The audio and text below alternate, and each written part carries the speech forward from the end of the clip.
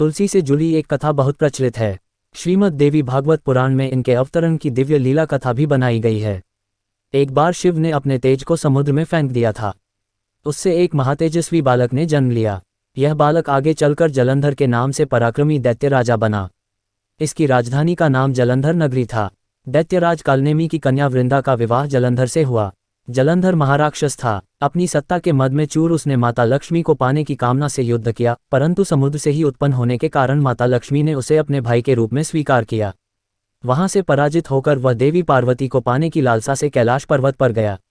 भगवान देवाधिदेव शिव का ही रूप धर कर माता पार्वती के समीप गया, परंतु मां ने अपने योग बल से उसे तुरंत पहचान लिया तथा वहां से अंतर्ध्यान हो गईं। देवी पार्वती ने क्रुद्ध होकर सारा वृतांत भगवान विष्णु को सुनाया। जलंधर की पत्नी वृंदा अत्यंत पतिव्रता स्त्री थी। उसी के पतिव्रत धर्म की शक्ति से जलंधर न तो मारा जाता था और न ही पराजित होता था।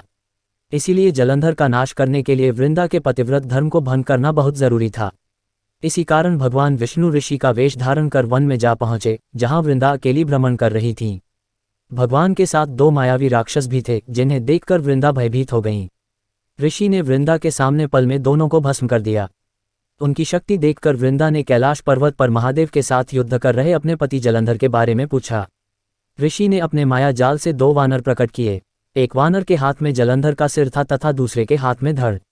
अपने पति की ये दशा देखकर वृंदा मूर्छित होकर गिर पड़ी। होश में आने पर उन्होंने ऋषि रूपी भगवान से विनती की कि वह उसके पति को जीवित करें। भगवान ने अपनी माया से पुनः जलंधर का सिर धड़ से जोड़ दिया, परंतु स्वयं भी वह उसी शरीर में प्रवेश कर गए। वृंदा को इस छल का जरा आभास न हुआ। जलंधर बने भगवान के साथ वृंदा पतिव्रता का व्यवहार करने लगी, जिससे उसका सतीत्व भंग हो गया। ऐसा होते ही वृंदा का पति जलंधर युद्ध में हार गया। इस सारी लीला का जब वृंदा को पता चला तो उसने क्रुद्ध होकर भगवान विष्णु को शिला होने का श्राप दे दिया तथा स्वयं सती हो गईं। जहां वृंदा भस्म हुई वहां तुलसी का पौधा उगा। भगवान विष्णु ने वृंदा से कहा, हे वृंदा, तुम अपने सतीत्व के कारण मुझे लक्ष्मी से भी अधिक प्रिय हो गई हो। अब तुम तुलसी के रूप में सदा मेरे साथ रहोगी। जो मनुष्य भी मेरे शालिग्राम रूप के साथ तुलसी का विवाह करेगा उसे इस लोक और परलोक में विपुल यश प्राप्त होगा। जिस घर में तुलसी होती है वहां यम के दूत भी असमय नहीं जा सकते। गंगा व नर्मदा के जल में स्नान तथा तुलसी का पूजन बराबर माना जाता है। चाहे मनुष्य कितना भी पापी क्यों न हो, मृत्यु के समय जिसके प्राण मंजरी रहित तुलसी और गंगा जल मुख में रखकर निकल जाते हैं, से मुक्त होकर वैकुंठ धाम को प्राप्त होता है। जो वह पापों मनुष्य तुलसी व आंवलों की छाया में अपने पितरों का श्राद्ध करता है, उसके पितर मोक्ष को प्राप्त हो जाते हैं। उसी दैत्य जलंधर की यह भूमि जलंधर नाम से विख्यात है। सती वृंदा का मंदिर मोहल्ला कोट किशनचंद में स्थित है।